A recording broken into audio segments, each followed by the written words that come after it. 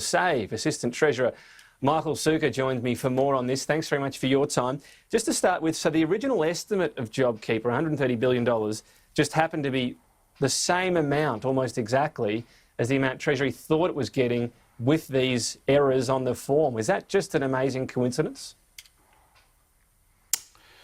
Well, I mean, Tom, these are two very distinct issues. So the first estimate that Treasury put in place, that was the advice to government on the JobKeeper program, obviously occurred at a time when the coronavirus pandemic was certainly spreading at a much faster rate. We had, as the Treasurer has outlined this morning in an op-ed, we had growth rates of 22% the week prior to JobKeeper being put in place. So it was an estimate put in place at a time when clearly the expectations of the health outcomes were much worse. Now, the second point is, yes, there were businesses who overestimated or in some cases just made mistakes on the number of employees that they disclosed when they were applying for the scheme.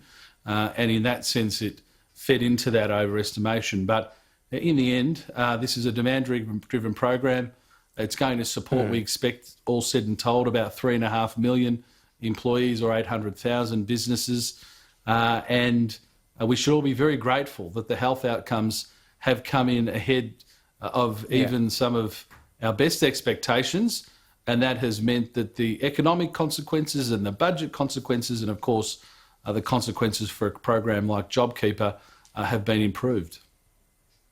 Nonetheless, very recently in an interview you said if only 3 million employees were covered by this program, which is about where we're at now, coincidentally, there's more of a likelihood of wholesale changes. Seemingly that's been ruled out already, though. Why? Well, no, Tom, I mean, I was making the self-evident point that at the time that we legislated the JobKeeper program, we put in place at the midpoint a review that would be conducted by Treasury, and I was referring to that review. And of course, that review will take into account a whole range of factors, including the number of people that have registered. So that was just a very self-evident point that I was making there. In this instance, Treasury will undertake a review of how the scheme is operating. It's one of the largest schemes ever put in place, so you can understand why that would happen. I think, in the end, it's pleasing news for our country that the health consequences and the health outcomes have been so much better than even some of our best expectations just 10, 12 weeks ago, that it has flowed into better outcomes for the size of this program, which, as I have said, as the Treasurer have said, just means we have to borrow less money. That is good news for Australian taxpayers. Right. But having said all that, the JobKeeper program, Tom, is there to support every business that has a very large business has a reduction of 50% in turnover, or a small or medium business a 30% reduction, and they're eligible employees should they qualify. And it is a very large scheme, notwithstanding the fact it's been revised down. Right, but just on that, because you presented in this interview a hypothetical, which essentially now turns out to be true. Now, at the end of that, you said there's more of a likelihood of wholesale changes. Is that still true? Is there more of a likelihood right now of wholesale changes?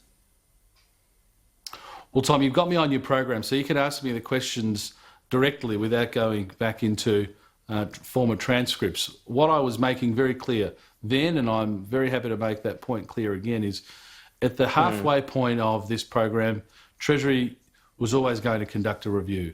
And they will conduct the review. And obviously, in the context of the program, a range of factors will be taken into account, including the number of businesses that qualify and that register, the number of employees that are covered.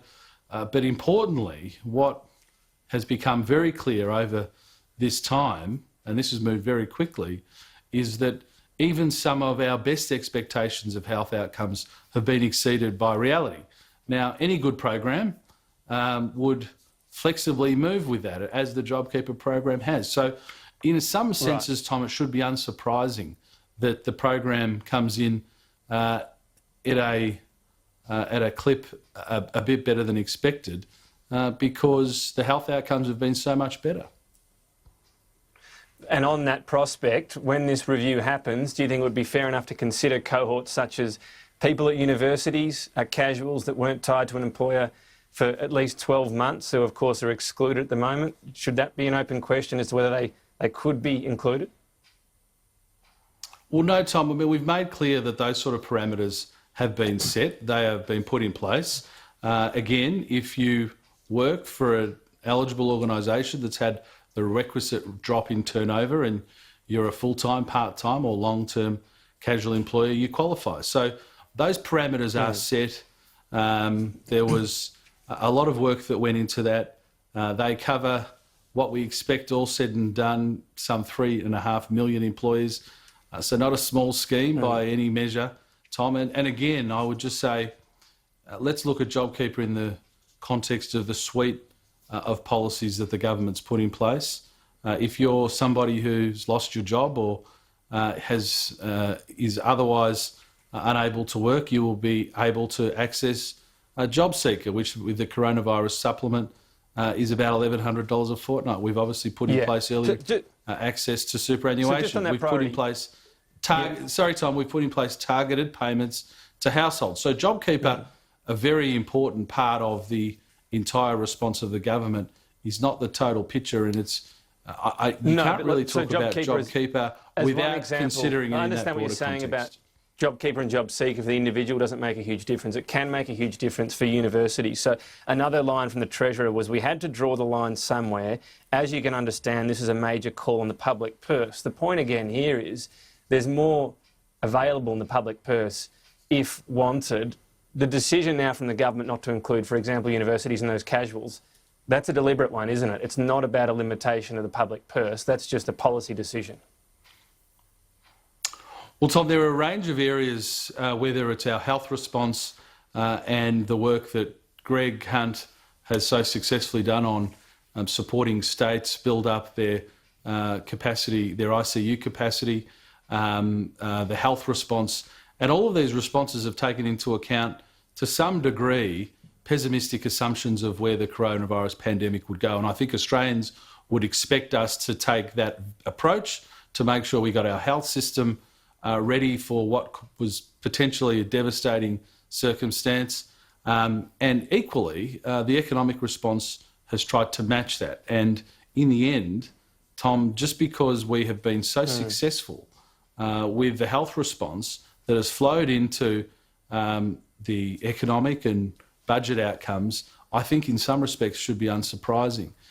3 months ago, Tom, if you and I were talking about the sorts of health outcomes we've had, I think most people would have thought that was a very rosy and optimistic view, but that is where we find ourselves, and therefore that's where the JobKeeper program has found itself too. That's very true, and I think a lot of credit going to the government for that. We're nearly out of time. Just very briefly, instant asset write-off, that's set to end on June 30. Is there a strong consideration for extending that in some form? Look, there's a whole host of measures. Obviously, we put in place the instant asset write-off.